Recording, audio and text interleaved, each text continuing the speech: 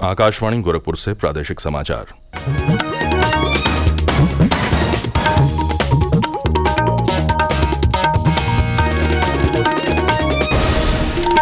नमस्कार, समाचार बुलेटिन के साथ मैं विकास राय। पहले मुख्य समाचार। वायु प्रदूषण कम करने के लिए सर्वोच्च न्यायालय ने पंजाब, दिल्ली, उत्तर प्रदेश और राजस्थान सरकार से पराली जलाने की घटनाओं पर रोक लगाने को कहा।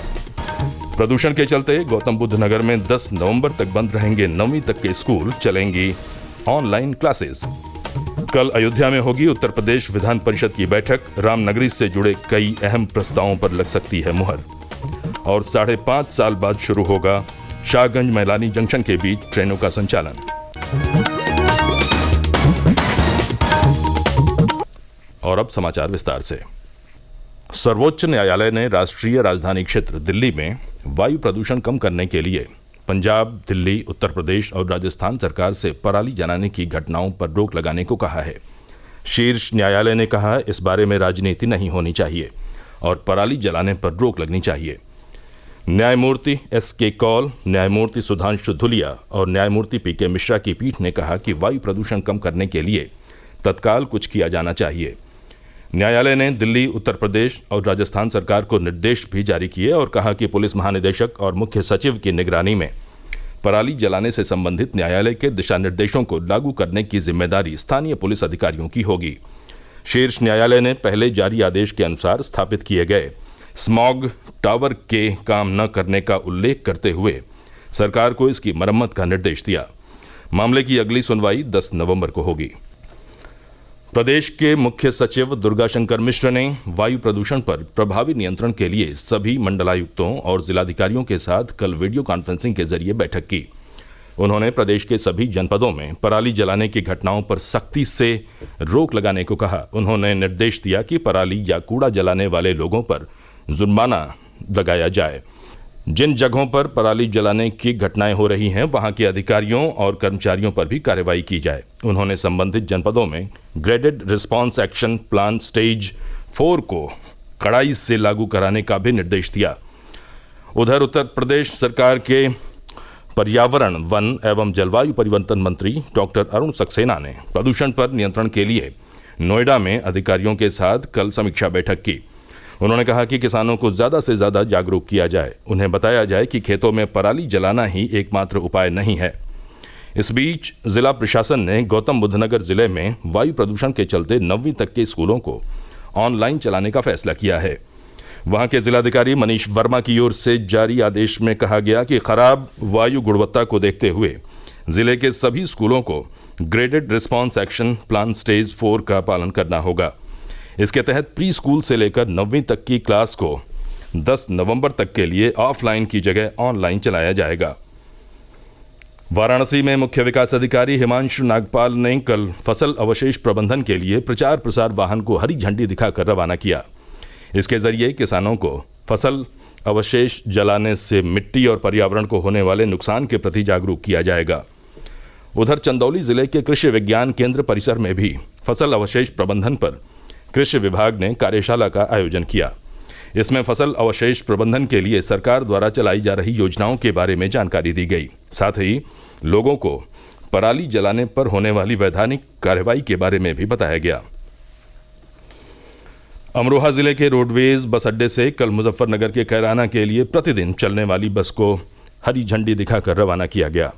रोडवेज के क्षेत्रीय प्रबंधक ने बताया कि ये बस प्रतिदिन अमरोहा से सुबह 6:30 पर कैराना के लिए प्रस्थान करेगी। ये नूरपुर, बिजनौर, मुजफ्फरनगर और शामली होते हुए कैराना पहुंचेगी और इसी मार्ग से वापसी होगी। कैराना से इसके वापसी का समय अपराह्न 1 बजे होगा। दिव्यांगजन सशक्तिकरण एवं पिछड़ा वर्ग कल्याण राज्य मंत्री नरेंद्र कश्यप ने कल लखनऊ में विभागीय योजनाओं की समीक्षा बैठक की। बैठक में राज्य मंत्री ने निर्देश दिया कि अधिक से अधिक पात्र दिव्यांगजनों को दिव्यांग पेंशन योजना से जोड़ने का कार्य किया जाए।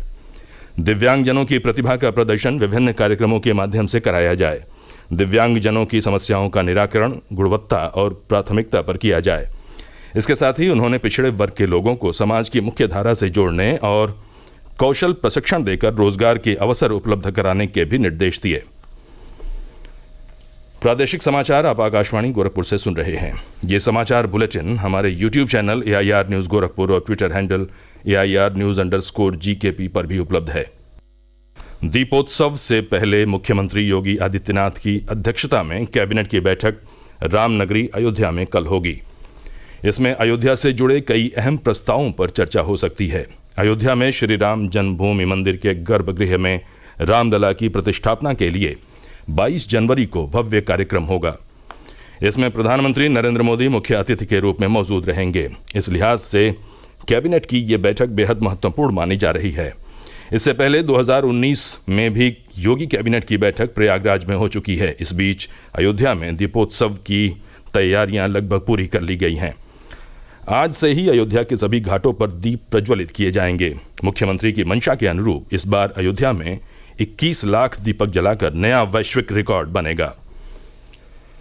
प्रधानमंत्री नरेंद्र मोदी ने पिछले दिनों मन की बात कार्यक्रम में युवाओं से देश की जनजातीय विभूतियों के संघर्ष और योगदान के बारे में जानने और उनसे प्रेरणा लेने का आह्वान किया था।